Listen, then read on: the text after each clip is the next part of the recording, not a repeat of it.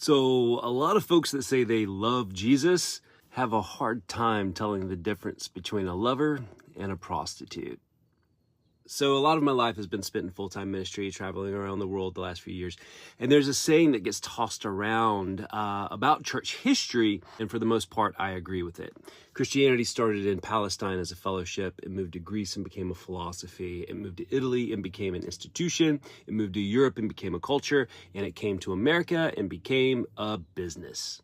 Now that quote's super simplistic, I know, and I'd argue the business part started way before America, but it is in the US of A that it was perfected with televangelism, prosperity gospel, and left behind theology and stuff like that.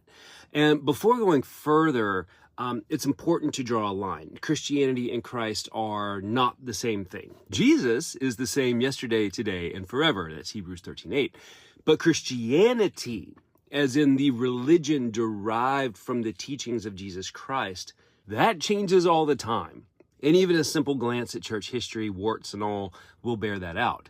And what is the church? Well, it's not a building, but it's a collection of believers, this body of called out ones, this body, this collective, otherwise called the bride, right? And what happens when a body becomes a business? Well, is that not the definition of a prostitute? Now, this is a big deal, folks, and at the root of this is how most Americans come to Christ and how we in the West offer that message to the world. Most of us come to Jesus because of what we're told we will get, blessings in this life, in heaven after we die. And we pitch that to others to get them to come to the faith so we can check our spreadsheets and evangelism growth charts, because we're taught that this is expanding the kingdom of God. But what's the fruit of that? Straight to the point, if this is a marriage and Jesus is our husband, then we're just trying to get written into the will so we can get ours. And we don't really care about Jesus, right? We don't really care if he's lived or if he dies. We don't really want to take the time to get to know our husband. We just want the reward, which is the very definition of a gold digger. Now, I know that's harsh, but let's hold up a mirror. That's why 15.5 million people come to the faith every year, but 11.7 million leave, resulting in a net gain of 3.8 million a year. In first world countries, that's even lower. So are you telling me that the good news is so good that less than 25% of people that hear it hold to it? Maybe they never really received the actual good news. Maybe the root of all this is how we come to know Jesus. If you're motivated to get into a relationship with Jesus because of what you get instead of who he is, or because you're just scared of hell's flames, your motivations are based on what you're getting instead of love and relationship. Now, can this become love? Sure. But tragically, that is set up to fail, because in this kind of a relationship, the minute you feel like God isn't paying you, you bounce, just like a prostitute. A prostitute pretends to love as long as they're being paid, but a lover does what a lover does because a lover loves no matter what. So, are we true lovers of God, or are we spiritual prostitutes? What would happen if you never received another blessing in this life? What if you never received anything else from God? What if you were standing in an arena facing down lions? What if you were facing the barrel of a gun or torches while bound to a stake? Statistics show us that on average, 13 Christians are killed every day for their faith, 12 church buildings are attacked, 12 are unjustly arrested, detained, or imprisoned, and 5 are abducted for faith-related reasons.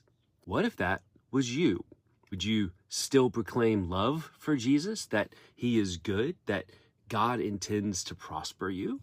I mean, do you really love without condition? Or do you require transactional exchange? Do you require payment? And do you require getting yours? Please understand that I fully believe in the blessings of God, and I travel the world talking about the wonder and glory of God because God is worthy. Jesus is incredible. It's so good. The freedom I have in him because of who he is and he says I am.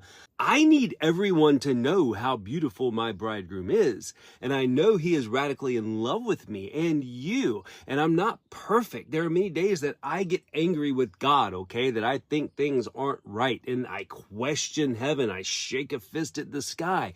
But God's unending love is so much greater than my pithy little anger. And I feel myself looking back at God and just hanging my head. And Jesus picks up my chin, looks at me, restores my crown, and he looks me in the eye and he says, "It's okay, I don't hold it against you." And he wraps me up in arms of pure love.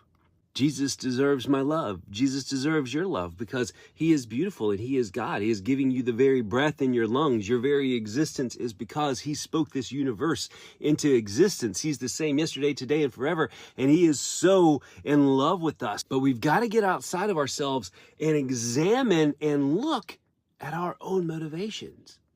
God desires you. You were created for purpose. But we've got to realize that God is the blessing, not what we get.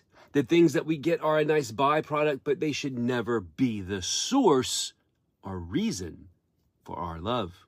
Jesus is the source, and Jesus is worthy, and Jesus is worth dying for, not because of what Jesus gives me, but because of who Jesus is. And because of that, I have everything that I need, because you can take everything from me, and I've lost everything before, trust me, but no one can ever take him. Jesus is the foundation, not what I get from him. Let's stop being prostitutes. Let's be lovers. And when we do that, we can watch the world change. God bless. You're loved. See you soon.